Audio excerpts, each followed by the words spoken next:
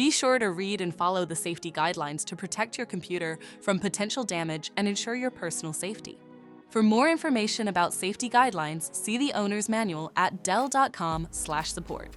Before you begin, turn off the computer and disconnect all the attached peripherals. Before proceeding, ensure your computer is in service mode. To enter service mode, press and hold the B key on the keyboard and then press the power button.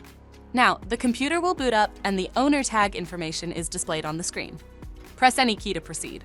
The computer will emit 3 short beeps and shut down, indicating it has entered the service mode. Loosen the captive screws holding the base cover in place. Using a plastic scribe, pry the base cover from the palm rest assembly, starting at the top edge and working your way around to release it from all sides. Now, lift the base cover from the palm rest assembly. If your computer is unable to enter service mode, disconnect the battery cable from the system board.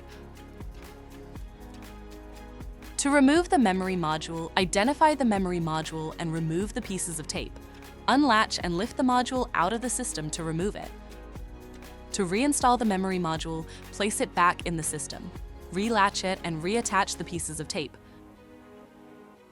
If the battery cable was disconnected earlier, make sure to reconnect it to the system board. Next, align the base cover with the palm rest assembly and gently place it into position. Tighten all required screws to secure the base cover in place. To exit service mode, connect the AC adapter and press the power button. Please note, the system will only power on and exit service mode if the adapter is connected.